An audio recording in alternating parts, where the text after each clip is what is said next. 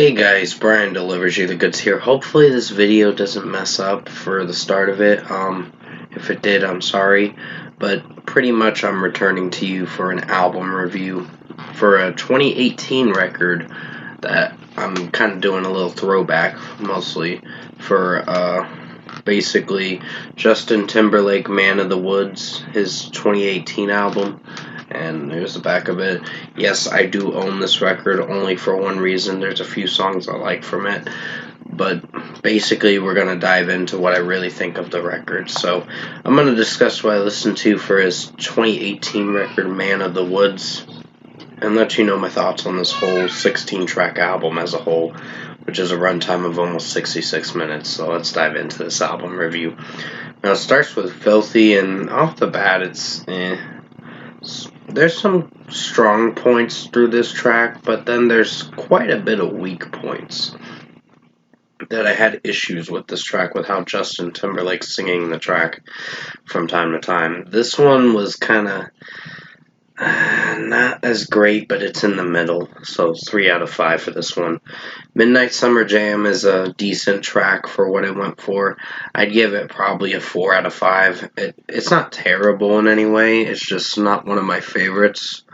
It does have a catchy beat, I'll give it that, but the execution to the song is kind of hit or miss in a way, I guess. But it's a decent song to really get into a little bit, but 4 out of 5. Sauce is average, at least. There's some strong points through this track, but there are quite a bit of weak points with the track, with how Justin Timberlake's singing it and just the way the song's mixing was. I don't know, it just felt a little off, this track, so this is a 3.5 out of 5. Average song, but not one of my favorites. Man of the Woods is above decent. It's not a bad song, but it relies on the chorus a bit too much, I can tell you that. But overall, its execution was fine for what it went for, so this is a 4.25 out of 5. It's above decent, at least. Higher is probably a solid track for what it went for. It's good in its own way, but it does have its issues. With how Justin Timberlake's singing it from time to time. There's some moments where I like it and moments where I don't. But overall, solid song, so it's good in its own way. 4.5 out of 5. One of the highlights for the record. Then we get to Wave. This one was above decent. Not anything that I was a fan of, but it's fine for what it is. So, there's some strong points through this track, but there are a little bit of weak points that kind of make the song kind of flop in its own way. But it's not terrible, so I'd give it a 4.25 out of 5. Supplies is actually another favorite of mine. I don't hate this track. It's not my cup of tea, this track, I can tell you that, but there's some strong points with the melody and the beat. But there are some tweaking moments with the track that I don't really can get on board, but it's fine for what it is. So 4.5 out of 5, another highlight for the record. Morning Light featuring Alicia Keys. It's solid. It's the 8th track on the record, but it's the song before, Say Something, which is probably one of the strongest tracks for the record. So I'd give it a 4.5 out of 5. It didn't sound so bad with Justin Timberlake and Alicia Keys' vocals sounding alright. It's a tolerable song. Say Something featuring Chris Stapleton, the best track on the record, if I should say so myself. It's probably the only song you'll really actually come to like from this record. The other ones are solid. That I said were the strong tracks. Those were the solid ones. There's some tracks that are fine, but this was kind of like, this was probably the peak of the best track on this record. So I would say this is a 5 out of 5 for me for Say Something featuring Chris Stapleton. They made this song work, and it sounded pretty good. Now comes Hers, the interlude. This was with Jessica Biel. uh, singing in, like, not singing, just talking in an interlude track going into the next song, Flannel, which honestly, I didn't hate this track. I'd give it a 4.5 out of 5. It's not bad for what it went for, but there's some cringe moments through the intro, the interlude of this song with what she's saying in the interlude. But overall, it's fine.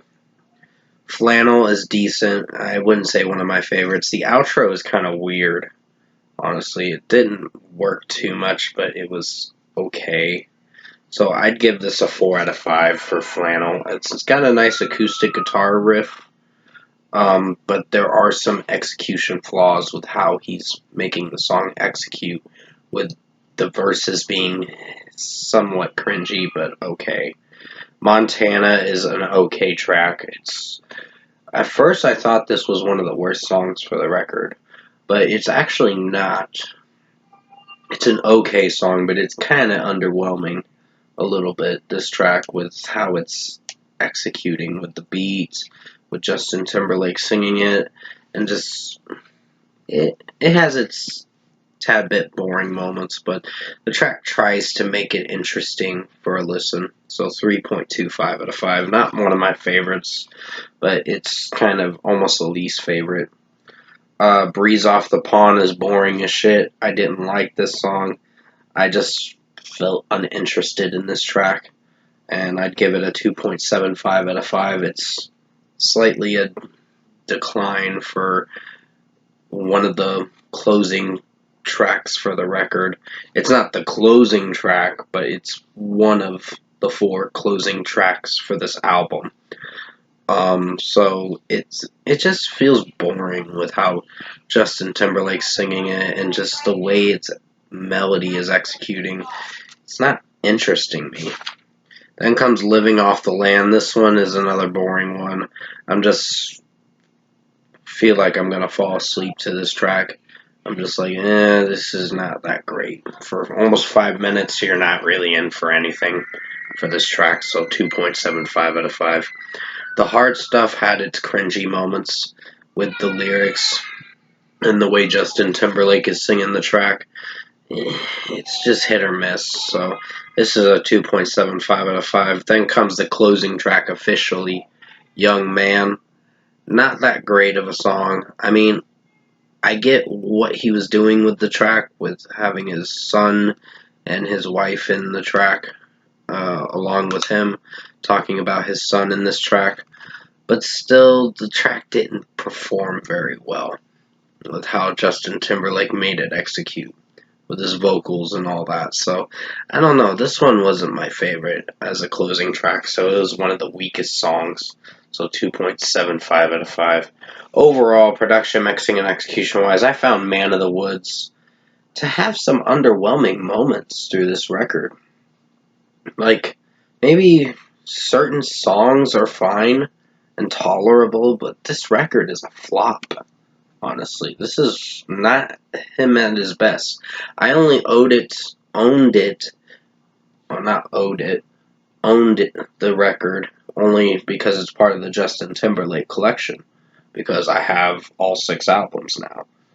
But still, this record is just disappointing.